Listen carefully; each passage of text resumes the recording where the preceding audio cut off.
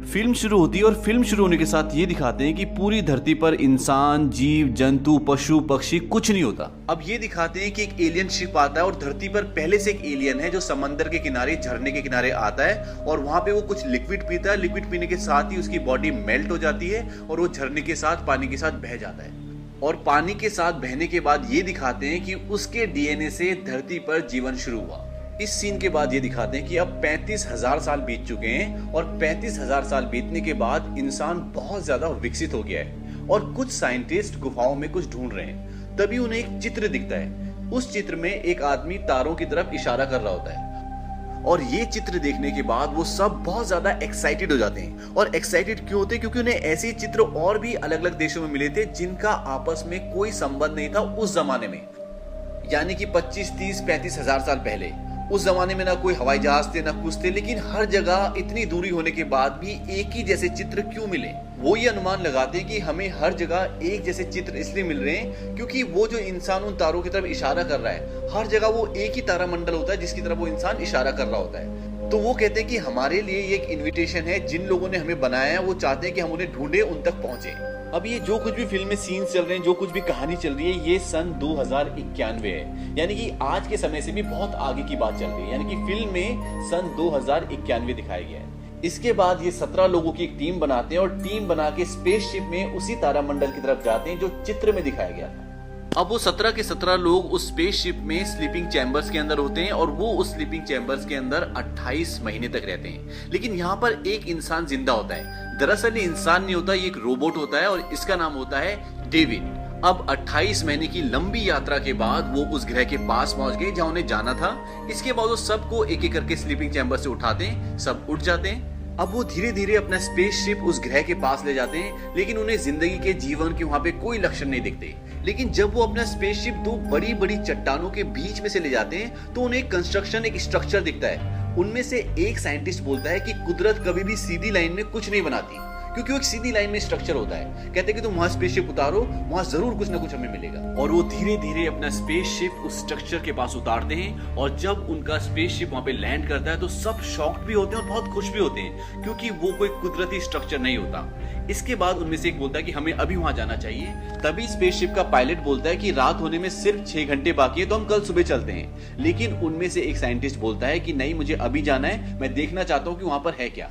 इसके बाद सब अपना स्पेस सूट पहनते हैं और उस जगह जाने के लिए तैयार होते हैं। हालांकि यहाँ का जो वातावरण है, यहाँ का जो वायुमंडल है, वो ठीक पृथ्वी के जैसा है, लेकिन इस वातावरण में CO2 यानी कि कार्बन डाइऑक्साइड 3% ज्यादा है, इसलिए वो सांस लेते मर जाएंगे। और सांस लेने के लिए सब हेलमेट का इस्तेमाल करते हैं, सब हेलमेट पहनते हैं। जब सब हेलमेट पहन रहे होते हैं तो डेविड, जो कि एक रोबोट है, वो भी हेलमेट पहनने लग जाता है। तो चार्ली उसे बोलता है कि तुम हेलमेट क्यों पहन रहे हो, तुम तो एक रोबोट हो। तो डेविड उसे बोलता है कि मैं इसलिए हेलमेट पहन रहा हूं ताकि मैं इंसानों जैसा लगूं। चार्ली डेविड से हमेशा एक तंजिया लहजे में बात करता है और डेविड एक ऐसा रोबोट है जिसको आप पूरी मूवी में पहचान ही नहीं पाओगे कि ये एक रोबोट है, लेकिन वो एक रोबोट ही होता है। अब वो सब उस स्ट्रक्चर के अंदर जाते हैं और अंदर जाने के बाद वो अपने स्कैनर्स छोड़ते हैं ताकि वो उस पूरी गुफा का जो पूरा एरिया है उसका एक स्कैन करके उसका एक मैप बना लें। और वो जो स्कैनर होते हैं, वो जो उनके स्पेसशिप में एक आदमी होता है, उसको पूरा स्कैन करके वहां पर दिखा रहा होता है। अब वो एक ऐसी जगह पर पहुंचते हैं जहां पर ऊपर से पानी की बूंदें गिर रही होती हैं। उनमें से एक लेडी बोलती है कि सूरज की गर्मी से मॉइस्चर, नमी बनकर ये पानी यहाँ पे गिर रहा है। तभी चार्ली अपने मॉनिटर में देखकर बोलता है कि यहाँ का जो वातावरण है वो पूरी तरह से सुरक्षित है, पूरी तरह से पृथ्वी की तरह है और यहाँ पर हम सांस ले सकते हैं। अब चार्ली अपना हेलमेट उतारना शुरू करता है। चार्ली की गर्लफ्रेंड मिस शॉ उसे मना करती कि हेलमेट मत उतारो, लेकिन वो अपना हेलमेट उतार देता है और उतारने के बाद उसे कुछ भी नहीं होता, क्योंकि वहां का वातावरण पूरी तरह से सुरक्षित होता है। इसके बाद एक एक करके सब के सब अपना हेलमेट उतार देते हैं। अब इसके बाद जब सब आगे जाते हैं तो डेविड, जो कि एक रोबोट है, उसको दीवार में कुछ निशान दिखते हैं और उन निशानों में ग्लू जैसा एक चिपचिपा पदार्थ होता है। अब डेविड उन निशानों के हिसाब से उनमें उंगली से लाइनें खींचता है। तभी होता है क्या, वहां पर बड़ी बड़ी आकृतियों की शेडोज आती हैं और उनसे होते हुए आगे निकल जाती है। ये देख के सब सख्ते में आ जाते हैं, सब डर जाते हैं और वो उन आकृतियों का पीछा करते हैं। तभी क्या होता है कि सारी आकृतियां तो निकल जाती है, एक आकृति भागते भागते गिर जाती है और इससे पहले कि वो उठ के दरवाजे के उस पार जाए, ऊपर से एक दरवाजा आता है और उसके बीच में वो फंस जाता है। इसके बाद अंधेरा हो जाता है। उसके बाद वो टॉर्च जला के देखते तो सच में वहां पर एक लाश पड़ी होती है जो कि बहुत बड़ी होती है। अब आप ये समझ लें कि ये आकृतियां थी क्या। जैसे हमारी इस दुनिया में CCTV कैमरे होते हैं, वैसे ही उन लोगों की दुनिया में ये एक टेक्नोलॉजी होती है जिससे कि वो चीजों को रिकॉर्ड कर लेते हैं। और ये वो इंसिडेंट होता है जो आज से हजारों साल पहले घटा था, बस इनको उसका एक चित्र, एक पिक्चर दिखाई देती है। अब उस लाश का धड़ तो उनकी तरफ होता है, लेकिन उसका सर दरवाजे के उस तरफ होता है। लेकिन दरवाजा खोले कैसे? तभी डेविड दीवार पे उंगलियों से कुछ लकीरें खींचता है, जो कि एक कोड होता है दरवाजा खोलने का, और दरवाजा खुल जाता है और दरवाजे के उस तरफ सच में उसका सर होता है। अब वो आगे जाकर देखते हैं तो वहां पर एक बहुत बड़ी पेंटिंग होती है और वहां पर घड़े टाइप के कुछ रखे होते हैं। अब उनके वहां पर जाने से वहां के वातावरण में कुछ बदलाव आ जाते हैं और वो पेंटिंग जो ऊपर बहुत बड़ी होती है वो गलना शुरू हो जाती है। तभी मिस शॉ उन सबको बोलती है कि हमारी वजह से इस वातावरण में कुछ बदलाव आ गए, जल्दी वापिस चलो। अब डेविड जो कि एक रोबोट है, वो देखता है कि एक मटके में से काले रंग का कुछ लिक्विड निकल रहा होता है, और जब उस लिक्विड को चेक करता है वो कहता है कि जीवन के निशान, यानी कि जो एलियंस थे वो यहाँ पर नई नई प्रजातियां बना रहे थे। जिस तरह से उन्होंने इंसान को बनाया था उसी तरह से वो यहाँ पर कुछ नई प्रजातियां बनाने की कोशिश कर रहे थे। अब ये सब कुछ चल ही रहा होता है कि तभी उनके स्पेसशिप से उन्हें कॉल आता है कि जल्दी वापस आ जाओ, क्योंकि एक बहुत बड़ा तूफान आने वाला है और 15 मिनट में हम स्पेसशिप के दरवाजे बंद कर देंगे। और डॉक्टर शॉ जल्दी से उस एलियन के सिर को एक बैग में रखती है और वापस जाने की तैयारी करते हैं। और डेविड जो कि वहां पर उन घड़ों में जो लिक्विड आ रहा था उससे निकलता हुआ देख रहा था, वो क्या करता है कि एक मटके को, एक जो घड़ा टाइप का होता है, उसको अपने साथ ले जाता और किसी को नहीं बताता। अब डेविड ऐसा क्यों करता है ये आपको आगे पता चलेगा। और अब जब वो पिरामिड से स्पेसशिप की तरफ जाते हैं तो यहाँ पे बहुत ही बेहतरीन सीन है, क्योंकि तूफान आ चुका है और जैसे ही वो स्पेसशिप में पहुंचने वाले होते हैं कि वो सिर, जो एलियन का सिर होता है, वो बाहर गिर जाता है और डॉक्टर शॉ उसको बाहर लेने के लिए जाती है, उसको चार्ली बचाता है। तो यहाँ पे बहुत ही बेहतरीन सीन है। अब बड़ी मुश्किल से ये सब स्पेसशिप में पहुंच जाते हैं, लेकिन अभी भी उनके दो साथी वहीं पिरामिड में फंसे हुए हैं, क्योंकि जब ये सब वापस आ रहे थे तो वो उनके साथ नहीं थे, उनसे अलग हो गए थे। तो उन लोगों को वो वायरलेस पे बताते हैं कि आप आज रात को वहीं रहना, क्योंकि तूफान आ चुका है और सुबह हम तुम्हें वापस लेने के लिए आएंगे। अब डेविड जो वहां से वो मटका टाइप का लेके आया उसे खोलता है और उसके अंदर 3 ट्यूब्स होती हैं। उन ट्यूब्स को निकालता है तो उसमें देखता है कि डीएनए होता है। डेविड चार्ली को बिल्कुल पसंद नहीं करता, जो डॉक्टर शॉ का बॉयफ्रेंड है, तो क्या करता है उसके ड्रिंक में वो डीएनए मिला देता है और उसको पिला देता है। इसके कुछ कारण ये भी हैं कि डेविड चार्ली से पूछता है कि तुम अपने सवालों के जवाब जानने के लिए किस हद तक जा सकते हो, तो चार्ली बोलता है कि किसी भी हद तक। इसका एक कारण ये भी जाना जाता है कि डेविड ये जानना चाहता था कि इस वायरस का ह्यूमन बीइंग पर, उसकी बॉडी पर क्या असर होगा। तो इन सब रीजंस की वजह से डेविड चार्ली को वो ड्रिंक पिलाता है। वहीं दूसरी ओर डॉक्टर शॉ जो उस एलियन का सिर लेके आई है, अब उस पर वो रिसर्च करना शुरू करते हैं। उसमें वो इंजेक्शन लगाते हैं, उसके सेल्स को करंट देते हैं, तो उस सिर में जान आ जाती है, लेकिन उसको कंट्रोल नहीं कर पाते और करंट बढ़ता रहता है और वो सिर फट जाता है। उसके बाद वो उसका डीएनए चेक करते हैं उस एलियन का, तो वो हैरान हो जाते हैं क्योंकि उसका डीएनए और ह्यूमन का डीएनए बिल्कुल एक जैसा होता है। तो डॉक्टर शॉ बोलते हैं कि हम इनमें से एक हैं, यानी कि इन्हीं के हम वंशज हैं। अब उसी रात को चार्ली और डॉक्टर शॉ के बीच में संभोग होता है और सुबह सवेरे कॉल आती है कि हम जल्दी से वापस पिरामिड में जा रहे हैं, क्योंकि हमें अपने साथियों को लेके आना है, उनकी वहां से कोई खबर नहीं आ रही।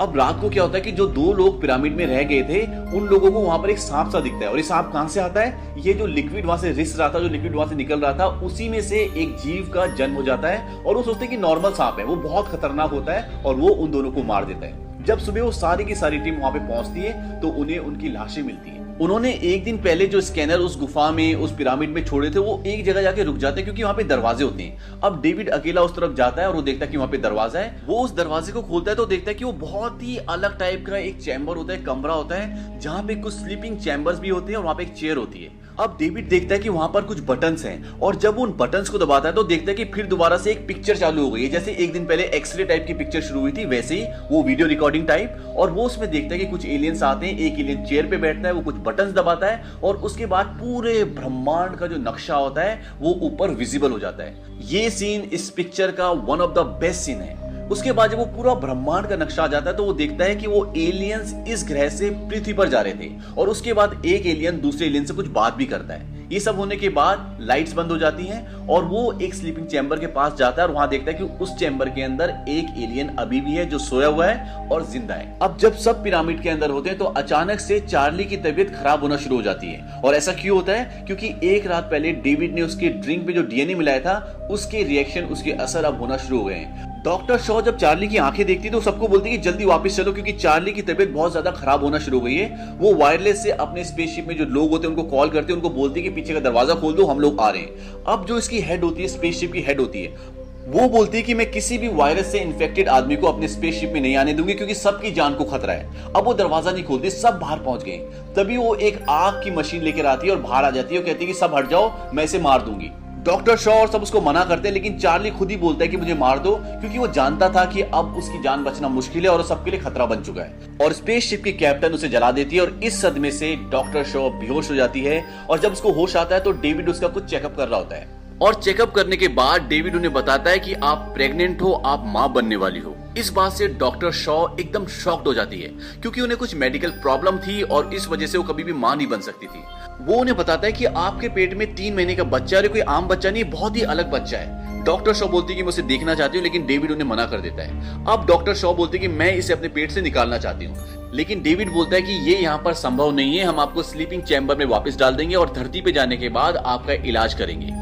तभी डॉक्टर शॉ को पेन शुरू हो जाता है। डेविड उन्हें एक इंजेक्शन देता है और उससे वो बेहोश हो जाती है। अब इनके पेट में गर्भ 3 महीने का हो ही नहीं सकता, क्योंकि 3 महीने पहले तो स्लीपिंग चैम्बर में थे और चार्ली के साथ संभोग उन्होंने एक दिन पहले किया था। तो ये असाधारण गर्भ उनके पेट में इसलिए आता है कि जो डेविड ने चार्ली के ड्रिंक में डीएनए मिलाया था, ये उसी का परिणाम होता है। अब डॉक्टर शॉ जब होश में आती है तो देखती है कि 2 लोग उन्हें स्लीपिंग चैम्बर में डालने की कोशिश कर रहे होते हैं, उसकी तैयारी कर रहे होते हैं। तभी उनसे लड़ झगड़ कर उनको मार के एक कमरे में भागती है और उस कमरे में एक बहुत ही एडवांस मशीन होती है जो हर तरह के ऑपरेशन करने में सक्षम थी। वो उस मशीन को कमांड देती है कि मुझे सिजेरियन करना है और वो मशीन के अंदर लेट जाती है। यहाँ पर जो पूरा सीन है, जो पूरा फ्रेम, पूरा सीन बनाया गया, ये बहुत ही बेहतरीन है। उसके बाद वो अंदर लेट जाती है और उसका सिजेरियन ऑपरेशन होता है। उन्हें बहुत पेन होता है और उनके पेट से कीड़ा निकलता है और वो बड़ी मुश्किल से वहां से भागकर अपनी जान बचाकर निकलती है और दरवाजे को बंद कर देती है। वहां से डॉक्टर शॉ एक दूसरे चैम्बर में जाती है। वहां देखती है उनकी पूरी टीम खड़ी होती है और वहां पर एक बूढ़ा आदमी भी होता है और ये बूढ़ा आदमी अभी अभी नींद से जगा है, यानी कि अभी अभी स्लीपिंग चैम्बर से उठा है। अब इस बूढ़े आदमी के बारे में भी समझ ले कि ये कौन है। ये वो आदमी जिन्होंने इस पूरे प्रोजेक्ट पर पैसा लगाया, इस पूरे प्रोजेक्ट को अंजाम दिया है। और इस शिप में जो लेडी होती है, जो इसकी कैप्टन होती है, ये उसके पिता भी हैं। अब इन्होंने ऐसा क्यों किया, इस पूरे प्रोजेक्ट पर पैसा क्यों लगाया? क्योंकि इनकी उम्र 100 साल है और पृथ्वी पर डॉक्टर शॉ और डॉक्टर चार्ली इन्हें ये यकीन दिलाते हैं कि अगर जिन्होंने हमें बनाया है, हमने उन्हें ढूंढ लिया, तो वो हमें बचा भी सकते हैं, हमारी उम्र बढ़ा भी सकते हैं, हमें जवान भी कर सकते हैं। और एक यही कारण होता है कि ये इनके साथ यहाँ तक आते हैं और इस सारे प्रोजेक्ट पर पैसा लगाते हैं। डॉक्टर शॉ ने बताते हैं कि वो सब मर चुके हैं, अब ऐसा नहीं हो सकता। तभी डेविड बोलता है कि वो सब नहीं मरे, एक अभी भी जिंदा है, वो स्लीपिंग चैम्बर में है और अब हम उसी से मिलने जा रहे हैं। अब सब वहां जाने की तैयारी करते हैं। तभी डॉक्टर शॉ के पास एक आदमी आता है जो इस स्पेसशिप का पायलट है। वो बोलता है ये एलियंस का घर नहीं है, ये वो जगह है जहां पर वो विनाश के हथियार बनाते थे।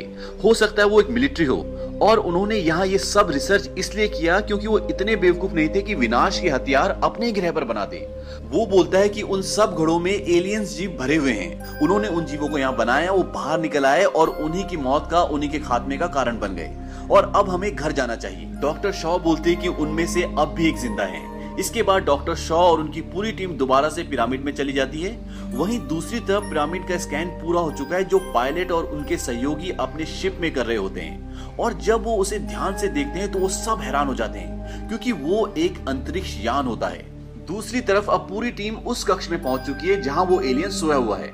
डेविड बताता है कि ये लोग यहाँ से कहीं जाने की तैयारी कर रहे थे, पर तभी शायद कुछ गड़बड़ हो गई। डॉक्टर शॉ बोलते कि कहाँ जाने की तैयारी कर रहे थे? डेविड बोलता है कि पृथ्वी पर। वो बोलते हैं क्यों?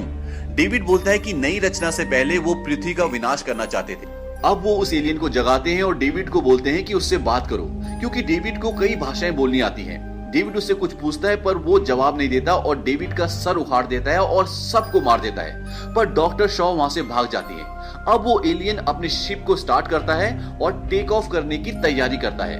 इतने में डॉक्टर शॉ बाहर पहुंच जाती है और वो शिप के पायलट से बोलती है कि ये शिप यहाँ से टेक ऑफ कर रहा है, तुम्हें इसे रोकना होगा। वो बोलता है कि हमें कुछ नहीं करना, बस हम घर वापस जा रहे हैं। डॉक्टर शॉ बोलती है कि अगर तुमने स्पेसशिप को नहीं रोका, इस अंतरिक्ष यान को नहीं रोका, तो वापस जाने के लिए कोई घर नहीं बचेगा, क्योंकि ये शिप पृथ्वी पर जा रहा है उसका विनाश करने के लिए। अब जब वो अंतरिक्ष यान हवा में उड़ जाता है तो वो भी अपना शिप उड़ाते हैं और उस अंतरिक्ष यान से टकरा देते हैं और वो दोनों शिप जमीन पर गिर जाते हैं। अब तक सब मर चुके हैं। डॉक्टर शॉ अब वापस अपने शिप पर जाती है कुछ जरूरी सामान लेने के लिए। तभी उसे लगता है कि वहां कोई और भी है और वो उस जगह की तरफ जाती है जहां से आवाज आ रही होती है। जब वो वहां पहुंचती है जहां उसके पेट से वो कीड़ा निकला था, तो वो बाहर से देखती है कि वो अब बहुत बड़ा जानवर बन चुका है। तभी डेविड की आवाज आती है। वो बोलता है कि वो एलियन तुम्हें मारने के लिए आ रहा है, तुम्हें वहां से निकलना होगा। डेविड एक रोबोट है, तो वो सर अलग होने के बाद भी बात कर सकता है। अब वो एलियन उस तक पहुंच जाता है। तभी डॉक्टर शॉ एक बटन दबाती है और एक दरवाजा खुलता है जहां वो विशालकाय जानवर होता है। वो उस एलियन को पकड़ लेता है और मार देता है। डॉक्टर शॉ वहां से भाग जाती है। अब डॉक्टर शॉ पूरी तरह से गिव अप कर चुकी है। तभी डेविड की आवाज आती है। वो बोलता है कि मुझे तुम्हारी मदद चाहिए। वो बोलती है कि मैं तुम्हारी मदद क्यों करूं? डेविड बोलता है कि मेरी मदद के बिना हम यहाँ से बाहर नहीं निकल सकते। यहाँ पर और भी बहुत सारे अंतरिक्ष यान हैं और मैं उन्हें चलाना जानता हूँ। अब डॉक्टर शॉ डेविड के पास पहुंचती है और उसे बोलती है, मैं पृथ्वी पर वापस नहीं जाना चाहती, बल्कि वहां जाना चाहती हूँ जहां से ये एलियंस आए। क्या तुम मुझे वहां ले जा सकते हो? डेविड बोलता है कि ले जा सकता हूँ, पर वहां जाकर हासिल क्या करना चाहती हो? डॉक्टर शॉ बोलते हैं कि उन्होंने हमें बनाया, फिर वो हमें मारना चाहते थे। मैं ये जानना चाहती हूँ कि हमें मारना क्यों चाहते थे। इसके बाद वो डेविड की बॉडी और सिर को अपने साथ दूसरे एलियन शिप पर ले जाती है और वो उस ग्रह से उस एलियन शिप में उनके ग्रह की तरफ निकल जाते हैं। इसके बाद ये दिखाते हैं कि वो जो एलियन नीचे मरा हुआ होता है उसका पेट फटता है और उसके अंदर से एक जानवर टाइप का निकलता है और वो जोर से चिल्लाता है। इसी के साथ ये फिल्म खत्म हो जाती है। इस फिल्म का सेकंड पार्ट भी बना है, तो सेकंड पार्ट की कहानी हम जल्द ही अपलोड करेंगे। हमारे चैनल को सब्सक्राइब करें और बेल आइकन भी दबाएं ताकि जब भी हम कोई वीडियो डालें तो उसकी नोटिफिकेशन आपको मिले।